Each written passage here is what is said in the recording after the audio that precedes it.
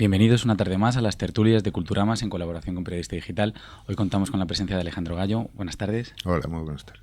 Alejandro Gallo es escritor y policía, es comisario jefe de la Policía de Gijón y ha publicado varias obras en relación a temas de la memoria histórica, temas relativos a la guerrilla franquista, también sobre la época soviética, de la Unión Soviética Stalinista. Su última obra publicada por Rey Lear es Morir bajo dos banderas. Y vamos a empezar hablando, porque es casi obligado, los que la habrán leído lo sabrán, de la documentación de la obra. Esta obra tiene un trabajo enorme, ya que se habla de todos los frentes en los que hubo españoles, que no solamente del bando de los derrotados en la guerra civil, sino también de los vencedores, como veremos después. Y además hay un trabajo en cuanto a los ejércitos, el armamento, etcétera, etcétera. ¿Cómo fue la documentación de esta obra? Diríamos que desde dos puntos de vista. Una, buscando lo que ya estaba escrito, por decirlo de alguna manera, los trabajos de mi paisano Secundino Serrano en La última gesta, de mi amiga Evelyn Mesquida de La 9, y trabajos anteriores como los de Eduardo Pons en los republicanos españoles en la Segunda Guerra Mundial, o un libro del 69 publicado en Francia de Rodo Ibérico, que fue diríamos el primero, fueron Los olvidados, de Antonio Vilanova. Pero independientemente de eso había muchos libros que hay que descubrir y que no estaban aquí, que también hablaban. Por ejemplo, Robert Capa, en Ligeramente desenfocado, fue un libro donde él explica la participación de los republicanos españoles en la Segunda Guerra Mundial. Fue publicado en el 46 en Estados Unidos y aquí a España nos ha traído hasta el año 2009. Por ejemplo, el segundo de a bordo de Leclerc, que fue el coronel Ingold, cuando ya era general, publica la epopeya de Leclerc en el Sáhara. Lo publica después de derrotar a Rommel en mayo del 43, con prólogo de Gaulle. Y ya en ese libro, donde explica toda la marcha y la epopeya desde el Gabón hasta Túnez, de la columna Leclerc, él ya se hablaba de los republicanos españoles en sus filas, ¿no? Es un libro que se publica en castellano, pero en Buenos Aires. En España, lógicamente, estaba la dictadura franquista y ahí no se permitía el publicar este tipo de libros. Es decir, la bibliografía era inmensa, pero poco conocida en estos momentos, ¿no? Aquí. Y luego, aparte de buscar esos libros y esos trabajos ya que estaban en textos, me recorrí todos los itinerarios. Quise buscar en todos esos lugares de conflicto, de lucha, de combate, esas tumbas de los españoles. Y de verdad que es escalofriante pues subir a 150 kilómetros del Polo Norte y encontrarte una tumba de la Legión extranjera francesa con 118 legionarios, de los cuales los nombres precisamente no eran franceses, sino españoles. O irte al desierto, o irte cerca de la fortificación de Biraki y encontrarte pues tumbas donde simplemente decía Luis García. Y decías, ¿qué hacía este tipo aquí? Pues ¿qué hacía? Luchando contra Rommel, luchando en ese gran conflicto mundial que fue la Segunda Guerra Mundial. Desde luego, cuando uno va leyendo el libro, se transmite esa presencia en esos lugares, desde el norte de África, y además es muy gustoso, desde el norte de África, con las batallas correspondientes hasta llegar a luego volver a la campaña en Europa, la entrada en París, todo el recorrido hasta llegar a París y después, ¿no?, hacia Berchtesgaden, el nivel del Águila. Y cuando uno está leyendo, que también son reflexiones que se hacen, piensa, y yo lo señalaba en un artículo reciente, que es una obra necesaria, y es una obra necesaria porque ese nicho de los españoles republicanos que han perdido la guerra, que son exiliados, que forman parte de cuerpos muy diversos, que me gustaría que también habláramos de eso, quedaba un poco desdibujada, por lo menos para la inmensa mayoría de los españoles. Es que lo que ocurre es lo siguiente. Yo creo que todas las organizaciones después de la Guerra Civil Española tuvieron quien les hablara o quien les escribiera. Es decir, si miramos hacia atrás, por ejemplo, la División Azul ha tenido muchos escritores que la han tenido presente en sus obras. El Partido Comunista tiene quien ha reescrito su historia. De hecho, hay muchísima obra al respecto. Otra organización, como pudo ser la CNT en aquel momento, o la UGT, han tenido quien les haya escrito.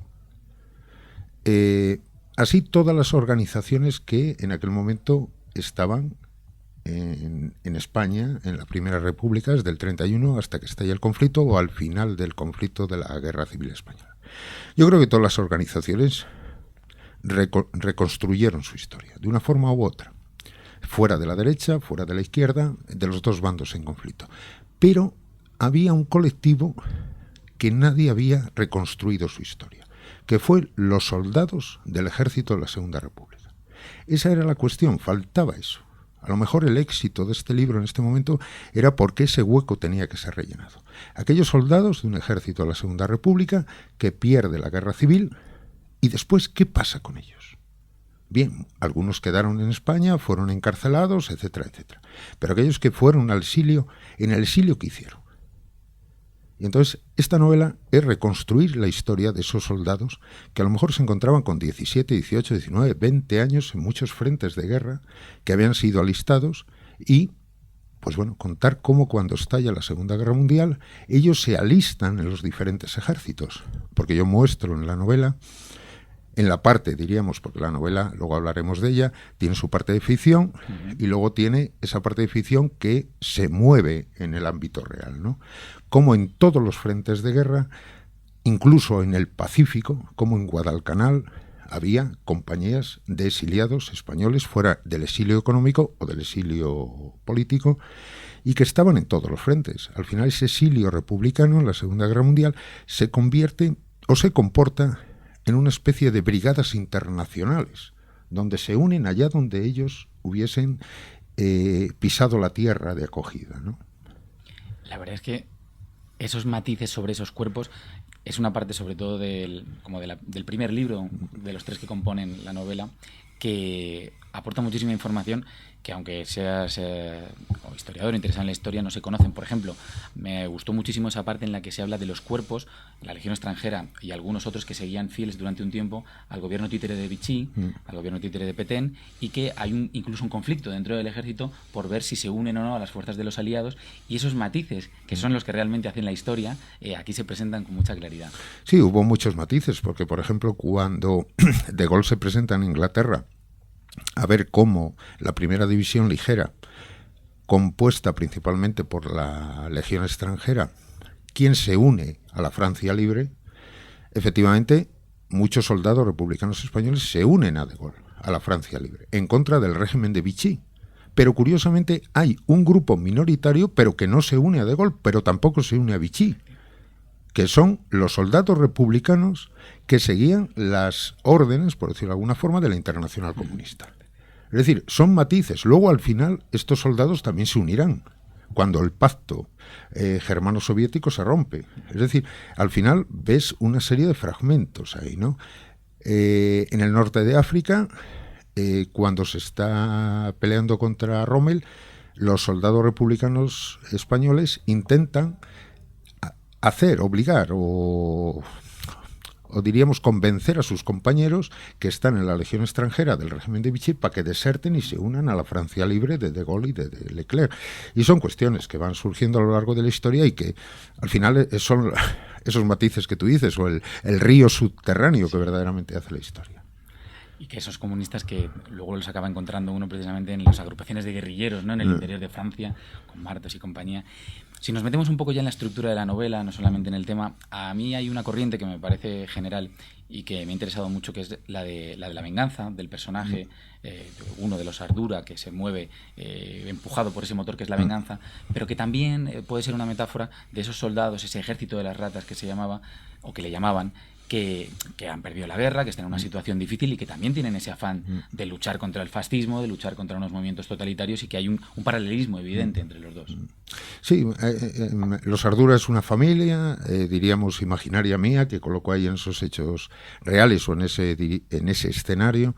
Y de los dos hermanos quise mostrar cómo el mayor es el militar, un militar de la Segunda República, que cuando pasa al exilio se comporta como otro militar. Y sin embargo el pequeño no deja de ser un chaval que se había alistado en el frente del Ebro, o que lo habían alistado por pertenecer a la Quinta del Chupete, y que necesita otras motivaciones. El mayor, a lo largo de la novela, intento mostrar cómo la propia motivación militar es suficiente para él, no necesita nada más. Él es un soldado y es un militar o un oficial, y él va a la guerra recibiendo y cumpliendo las órdenes. Y el pequeño necesita algo más. Y como el pequeño era demasiado joven y necesita algo más, es por eso por lo que en la ficción o en la novela le coloco esa venganza que le va a motivar hasta casi el final. Y que está muy bien porque es un motor muy potente. Y precisamente se mezclan todas estas cuestiones históricas con otra cosa que yo creo que es un acierto y que también está en otras de tus novelas, que es la contundencia emocional. Es decir, esto es una historia de sentimientos profundos en las que no solamente dentro de la guerra, sino en la historia general que se cuenta, se tocan cuestiones fundamentales. A mí, por lo menos, en determinados momentos, no solo del conflicto, sino de la historia general que se cuenta, me parece muy, muy emotivo y emocionante, las dos cosas a la vez. Sí, pero es que a veces la historia, a veces por mucha razón que despleguemos a lo largo de la historia, y un poco por citar a Hegel, que la razón desplegada era la historia, contiene muchos elementos irracionales. No nos engañemos. Entonces, esos elementos irracionales a lo mejor es muy difícil mostrarlos en una obra de investigación, porque el investigador, ¿hasta qué punto tiene documentos de los elementos irracionales que movían a los individuos? Claro, es imposible, ¿no? Y sin embargo, ahí la ventaja del novelista. El novelista puede recrear en una serie de personajes unos motivos irracionales, que el historiador es imposible que lo recoja, porque no tiene el documento, no tiene el testimonio. Y entonces ahí hay una cierta ventaja del novelista, ¿no? Entonces, en lo que se alude aquí es también entremezclar esos elementos irracionales que mueven a las personas muchas veces, ¿no? Incluso hay ideales que cuando se analizan y se colocan en el microscopio, uno dice, pero si son ideales absolutamente irracionales. Pero bueno, eso también motiva a la gente a hacerla caminar todos los días, ¿eh? Y es profundamente humano, que es otro de los grandes temas de la literatura y de la naturaleza humana, que es la contradicción, que por supuesto, bueno, por supuesto. O sea, el ser humano yo creo que es contradicción. Pura y dura. Y aquí los personajes son tremendamente contradictorios. Y era otra cosa que quería hablar de los personajes de la novela. Los personajes ficticios y los personajes reales muy bien trabados. Aparte de ese glosario tan jugoso que hay al final, que habla de diferentes personajes, el recorrido de ellos, que no creo para nada que sean anecdóticos, sino que están en su momento justo, pero es que uno va avanzando por las páginas y aparte de Leclerc, que es un gran personaje, y Patton, Eisenhower, y Giraud y De Gaulle, se encuentra también a Malraux, a Hemingway, se encuentra una serie de personajes que son un disfrute para el lector. Que todos estaban ahí, cuidado. Sí, todos estaban. O sea, cuidado, es una historia en que dices, bueno, ¿qué hace Hemingway? ¿Qué hace Robert Capa aquí? Pero es que estaban ahí. Estaban a 10 kilómetros de París cuando la 9ª compañía de la 2ª División Blindada, compuesta de españoles republicanos, entra y se los encuentra.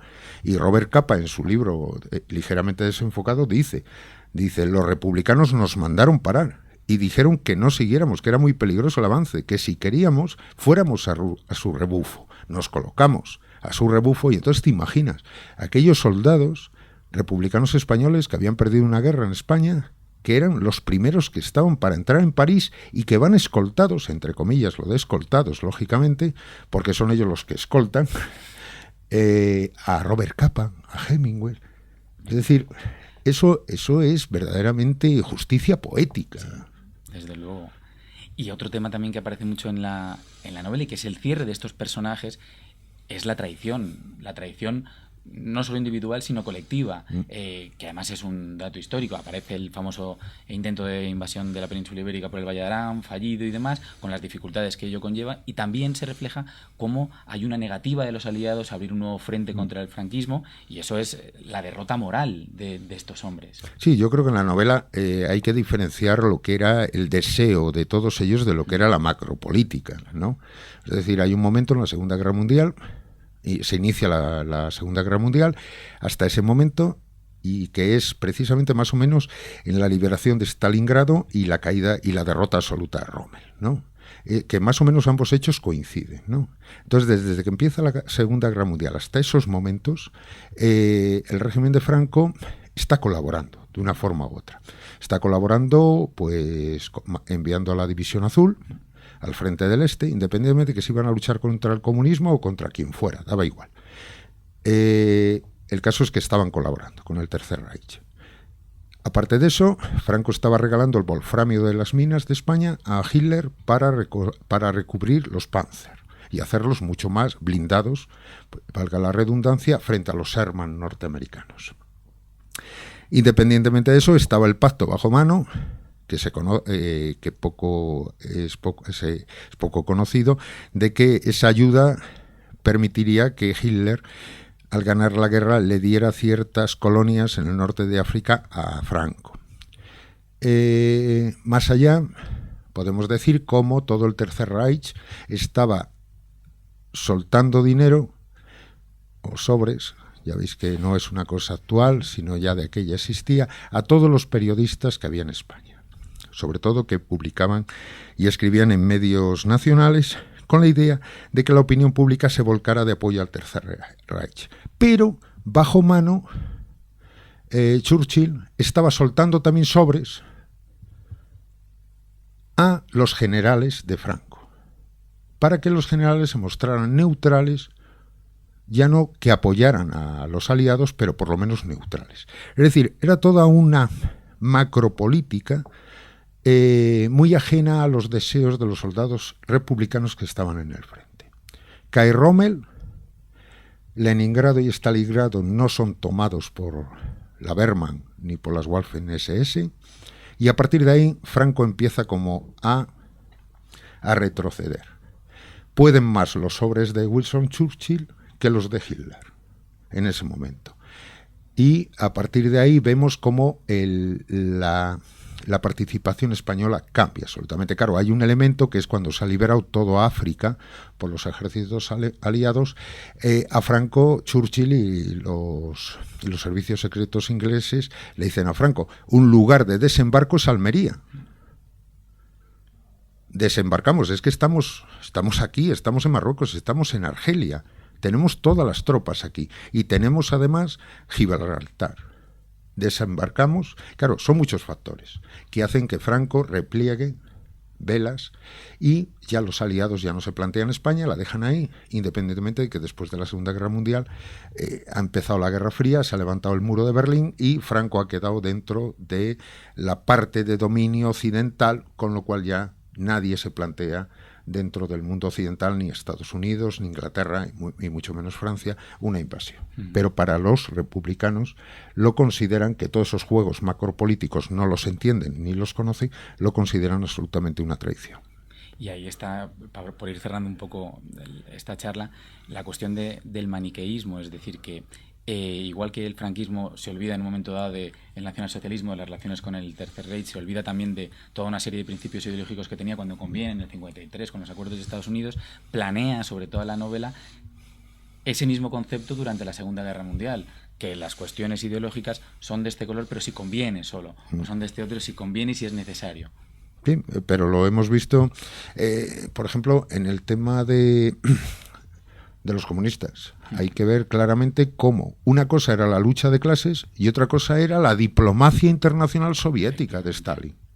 Es decir, para el comunista sincero de base, aquel acuerdo entre Hitler y Stalin de no agresión no absolutamente no se entiende. Es inviable, claro. No se entiende. El comunista de base no entiende cómo Stalin puede pactar con Hitler un acuerdo de no agresión.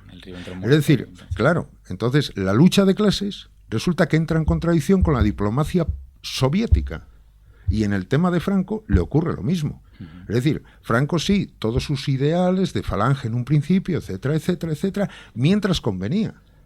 Cuando pierde la guerra al Tercer Reich, Franco manda a retirar todas las banderas de falange, etcétera, etcétera. Y tienes un ejemplo clarísimo. Franco había escrito el guión de una película y de una novela que se titulaba Raza. Entonces esa película, el original, se encuentra en el búnker de Hitler en Berlín, el original. Pero cuando los aliados ya han ganado, esa película sufre aquí su censura política, donde se eliminan a los falangistas con la mano alzada, etcétera, etcétera, para hacerla para que siga en las salas de proyección, pero sin tanta escatología falangista y sin tanto apoyo al Tercer Reich, para que los aliados vieran que sí, que estaban luchando contra el comunismo, pero no eran tan cercanos a Hitler, etcétera, etcétera. Pero la original sigue estando ahí, donde se muestra verdaderamente cuál era el guión y cuáles eran las soflamas del régimen. Es fascinante esto que nos has contado de las ideologías, y yo creo que es la clave también de la novela. Alejandro, muchísimas gracias por charlar con nosotros. A vosotros, ha sido encantado. Un placer. Y bueno, no se lo pierdan, Morir bajo dos banderas. Muchas gracias. Gracias a vosotros.